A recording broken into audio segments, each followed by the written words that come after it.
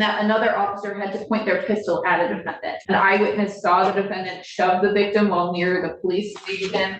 An RNO causing injury that was so severe that the officer is actually seeking specialized medical treatment from an orthopedic surgeon. I didn't ask that, Ms. Gaines. I did not ask that. Yes, sir. Was the taser deployed? I just don't think she's gonna do what anybody asked her to do. Mr. Bond. Your Honor, we are just looking to address the condition of bond that requires that Mr. Hopkins be on house arrest. Prior to this matter, Mr. Hopkins was employed as a result of having the tether plate. No longer able to, in this case, he was no longer able to maintain that employment. He is hoping to be able to get new employment and is asking that the court consider a no go-to order, a no contact order, or anything of that nature. My client, Mr. Hopkins, also recently registered for the cybersecurity program. Text me that information. I tried to send the confirmation to Ms. Barroso so that she would be able to see it. It's my understanding that the classes are majority online, but that would be the only place that he would have to come across Washtenaw County. Otherwise, this hearing turns tense fast. We're not talking about paperwork or missed court dates. We're talking about a taser being deployed, an officer drawing a weapon, and an injury serious enough to require an orthopedic surgeon. The question before the court isn't guilt or innocence. It's something more immediate. Should this defendant still be free at all? What follows is a sharp clash between facts, interpretations, and a judge who refuses to accept anything but direct answers. Just asking for some order that would allow him to work and just not have that kind of contact. Response. Your Honor, the bond in this case was set at $5,000 cash or surety when we requested a $50,000 bond. In this case, the people are uncomfortable with him being out. This was an event for a series of events that occurred where the defendant assaulted the victim at not one but two locations. An eyewitness saw the defendant shove the victim while near the police station. The police attempted to make contact with the defendant, and then he picked up, as a result of him resisting, picked up 5 counts of R&O against 4 different officers. One of those 5 counts is an R&O causing injury that was so severe that the officer is actually seeking specialized medical treatment from an orthopedic surgeon. At this point, this is a 9. So hold on, there was a DV and then an officer injured. Why is he out? Your Honor, if I could address. Hold on, I'll let Ms. Barroso finish and then you can address it. I just had an intermediate question. Go ahead. So at this point, I don't think that a modification of bond removing him from being on house arrest is appropriate. We objected to a nominal bond of $5,000 when it was originally granted. At this point, I don't think that any further reduction is appropriate. A couple of things. First of all, Mr. Hopkins is here with his father. He is 20 years old. He has no prior criminal history. In reviewing the police report and the video, even the report references that the altercation, that the incidents that resulted in this charge, that there were, In which that it was, charge? I'll start with the domestic violence.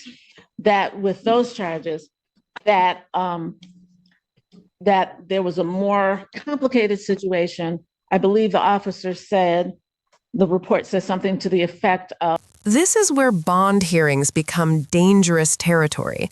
The defense is asking for flexibility, remove house arrest so a 20-year-old defendant can work, attend online classes, and move forward with his life. The prosecution is painting a very different picture. multiple assaults, resisting officers, a taser deployment, and an officer injured badly enough to need specialized care. And then comes the moment that shifts everything. The judge stops the narrative cold and asks one simple question. Was the taser deployed? No speeches, no framing, just facts.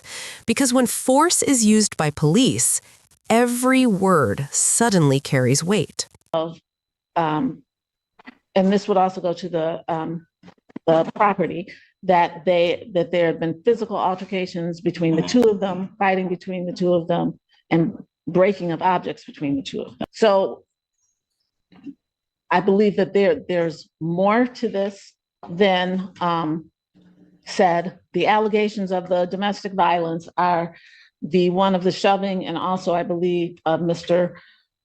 Hopkins taking his own computer back from the complainant. That's the second allegation of the domestic violence. And the resisting and obstructing is, the allegations are that Mr. Hopkins, not that Mr. Hopkins turned around and slammed someone or punched them or anything, that he pulled away. The allegation is the officer fell and that caused the injury. And then that officer fell, yes, as he pulled away. And then subsequently, 4 officers who were, some of whom just pulled up on the scene in the video, all ran after him. And that's where the resisting and obstructing comes. And he did, in fact, eventually stop. It was not, it's not as if he were in a vehicle and went miles or hours away. He did stop running, and he did, once they complied, once that occurred, there were no further incidents. So. Your Honor, I'm sorry, that is not the characterization of the R&O. The allegations include him punching 2 officers in the face, breaking free of their grasp, causing them to fall to the ground, twisting and seriously injuring an officer's finger. And then it went on for such a period of time that an officer had to point and deploy a taser. And that another officer had to point their pistol at a defendant. So at the defendant. So at this point, I don't think it was him passively. Your Honor, I had an opportunity to view the video.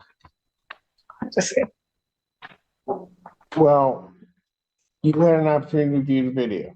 Yes. Let me ask you this. Was a taser deployed? Your Honor, when I think that's either yes or no. Was a taser deployed? Your Honor, as soon as the officer saw him, she pointed the taser at him. This is not, as soon as she saw him, she pointed the taser at him. This is not a situation where he was running and pointed the taser. I didn't ask that, Ms. Gaines. I did not ask that. Yes, sir. Was the taser deployed? Yes, it was. Did an officer have to draw their weapon? I did not see that. I could not see that on the video. Ms. Burrows, are you indicating an officer had to draw their weapon? That is what was indicated to me in the file, Your Honor. Yes. And then there's an officer that's injured. Again, we'll ask the question. I don't know why this individual's out. Again, Your Honor, he's 20 years old. He has no prior history, and he has no reason to come back to Washtenaw County other than for school in this case. It's my understanding. I have not heard any information that he has had any contact with the complainant, has violated any orders. He is just. This hearing isn't about sympathy or speculation. It's about risk. A young defendant with no criminal history versus allegations involving violence, resistance, weapons drawn, and an injured officer. The judge's frustration is clear, not because of emotion, but because of unanswered contradictions. Bond decisions aren't rewards, they're trust assessments. And in cases like this, trust is measured in seconds, split-second decisions, and whether the court